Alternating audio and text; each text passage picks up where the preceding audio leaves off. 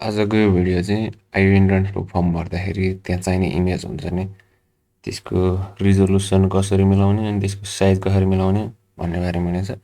आइओको लागि चाहिने रिजोल्युसन भनेको 300 पिक्सेल विड्थ एन्ड 350 पिक्सेल हाइटको चाहिन्छ होइन, अनि 200 KB भन्दा कम साइजको हुनुपर्छ।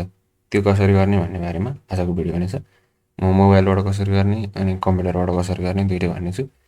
यो भिडियोमा चाहिँ कम्प्युटरबाट कसरी गर्ने भन्ने छ, अनि मोबाइलबाट कसरी गर्ने भन्ने चाहिँ मैले यहाँ आई बटनमा लेखिराखेको छु, त्यहाँबाट गरेर हेर्नु होला है त। त्योभन्दा पहिला चाहिँ त्यो फोटो खिच्दाखेरि कसरी खिचाउनुपर्छ भन्ने बारेमा यहाँ इन्स्ट्रक्सन देखाएको, त्यो हेरौँ है त। अब फोटो त जसले फर्म भर्ने हो, जसले इक्जाम दिने हो उसको हुनु पऱ्यो, अनि राम्ररी फोकस गरेर हुनु पऱ्यो अनुहारलाई होइन। अनि हेडको पोजिसन चाहिँ फोटोको सेन्टरमा पर्ने गरी हुनुपर्छ। अनि फोटोको हाम्रो फेसले चाहिँ 30 to 50% एरिया फोटोको अकुपाई गर्नुपर्छ होइन। सुरुमा खिच्दाखेरि अलिक बढी स्पेस छोडेर गर्दा हुन्छ, भरे हामीले एडिट गर्दाखेरि ठ्याक्क मिलाएर गर्न सक्छौँ। अनि ब्याकग्राउन्ड चाहिँ टक्क प्लेन र न्युट्रल ब्याकग्राउन्ड हुनुपर्छ है त, कलरफुल हुनु भएन, अनि निकै डार्क खालको प्याटर्न भएको यस्तो ब्याकग्राउन्ड पनि हुनु भएन। त्यो विचार गरेर प्लेन ब्याकग्राउन्डमा पछाडि व्हाइट अथवा कुनै एउटा लाइट कलरको ब्याकग्राउन्ड बनाउनु भयो हुन्छ है त। अनि यहाँ मास्कहरू लाउनु भएन, सनग्लासहरू लाउनु भएन। अब तपाईँले कुनै प्लेन ग्लास लाउनु भएको भने चाहिँ त्यो चाहिँ लगाउन सक्नुहुन्छ, नत्र कुनै पनि सनग्लासहरू अरू त्यस्तो युज गर्नु भएन। अनुहार तथा अब हेड छोप्ने त्यस्तो कुनै ह्याटहरू यताउतिका कुराहरू त्यो लाउनु भएन है त। अनि त्यस्तै गरी त्यो एउटा टु फोटो फाइल भनेर यो फोटोको फाइल चाहिँ कुन कुन हुनुपर्छ भन्दा डिजिटल क्यामेराबाट लिन सक्ने भयो। फोटोको फाइल चाहिँ जेप्याग हुनुपर्छ चाहिँ खासमा, यहाँ तलतिर रहेछ त्यो पनि जेप्यागमा मात्रै हुनुपर्छ, जेपिइजी अथवा जेपिजी मात्रै भनेको नि सेम फाइल हो है त। अनि इमेजको रिजोल्युसन आजको मेन टार्गेट भनेको यही हो, 300 पिक्सेल वाइड हुनु पऱ्यो, 350 पिक्सेल हाइट हुनु पऱ्यो, अनि म्याक्सिमम साइज भनेको 200 KB भन्दा बढी हुनु भएन।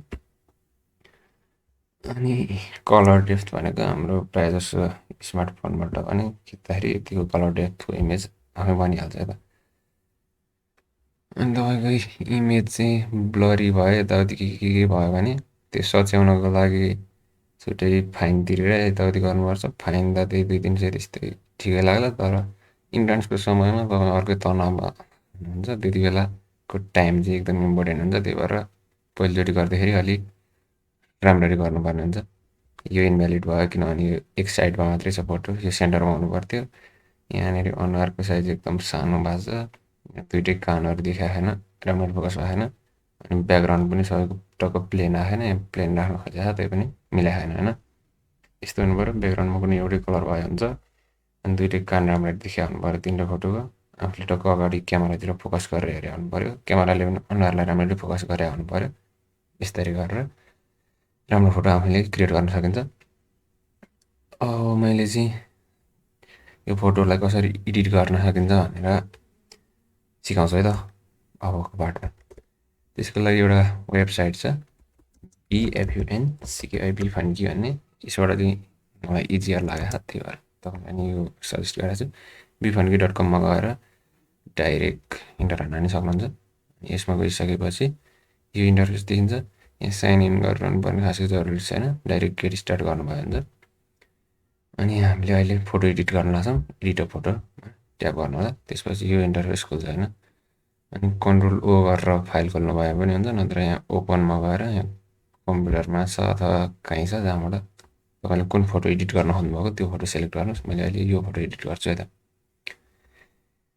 यो फोटो अब टक्क यसरी सेन्टरमा पनि बस्या हुनु पऱ्यो, अनि 30 to 50% अनुहार कभर हुनु पऱ्यो, अनि यो रोटेसन पनि ठ्याक्क मिलाएको छैन जस्तो छ।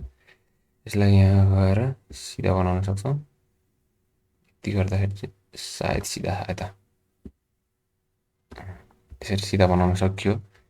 अनि अप्लाई गरेपछि मात्रै यो इफेक्ट चाहिँ सेभ हुन्छ, मैले अप्लाई गर्ने त्यसरी सेभ भएर बस्यो। अब यति भइसकेपछि यति ठुलो त साइजको फोटो हुन्न, टक्क क्रप गरेर त्यसको साइज चट्ट मिलाएर राख्नु पऱ्यो होइन, कति जति चाहिने त्यति मात्रै। अनि यसलाई यताउता तानेर मिलाउन सक्नुहुन्छ है त। मैले यसमा प्रब्लम हुन्छ चाहिँ माने छैन। अनि यति जति भयो सायद काफी हुन्छ होला। मैले यति गर्ने। अनि यति गरिसकेर यहाँ अप्लाईमा चेन्ज गर्नु भएपछि ठ्याक्कै यो इमेज यसरी सेभ भएर बस्छ। यसरी क्रप गर्न सक्यो। अनि लास्टमा अब विड्थ एन्ड हाइट मिलाउनको लागि चाहिँ हामीले यहाँनिर रिसाइजमा गर्न सक्छौँ। रिसाइजमा यहाँ माथि विड्थ हाइट चेन्ज गर्नु अगाडि यो एस्पेक्ट रेसियोलाई चाहिँ लक नगरेर अनलक गरिदिनुहोस् है त। अनि त्यसपछि हामीलाई चाहिएको विड्थ कति हो? विड्थ भनेको हाम्रो 300 होइन, 300। त्यस्तै गरी अब हाइट भनेको 350 भयो। यतिमा छोडिदिउँ। एप्लाई गरेपछि हाम्रो टक्क इमेज रेडी हुन्छ है त। यो इमेज रेडी भइसकेपछि अब यसलाई हामीले सिम्पली सेभ गर्न सक्छौँ। सेभ गर्नको लागि यहाँनिर माथि गएर के गर्न सक्यो, कम्प्युटरमा सेभ गर्न कन्ट्रोल S प्रेस गर्न सकिने रहेछ। सेभ गरिदिउँ। अब इमेजको क्वालिटी चाहिँ यहाँनिर 100% राख्दाखेरि 92 KB मात्रै भयो। यदि 92 भन्दा बढी छ भने चाहिँ यहाँ थोरै मात्रै चेन्ज गरेर गराउन सक्छौँ। 1% मात्रै चेक गर्दा पनि ठुलो क्वालिटी चेन्ज हुने भएकाले यहाँनिर माथि यसरी किवर्ड राखेर 19.999 यस्तो राख्न सक्नुहुन्छ यदि 200 भन्दा थोरै बढी छ भने। तर यहाँ अहिले हाम्रो 100मै पनि 100 KB नै छैन भनेपछि तपाईँले आफ्नै क्यामेराले खिचेको फोटोको चाहिँ अलि हायर क्वालिटी हुन्छ है। यहाँनिर तल डाइमेन्सन हेर्नु होला, 300x350 टक्क आछ भने मात्रै तपाईँको इमेज भ्यालिड हुन्छ है त। यति गरेर सेभ गरिदिनुपर्छ। सेभ गरिदिएपछि हाम्रो यो फोटो टक्क डाउनलोड हुन्छ है त।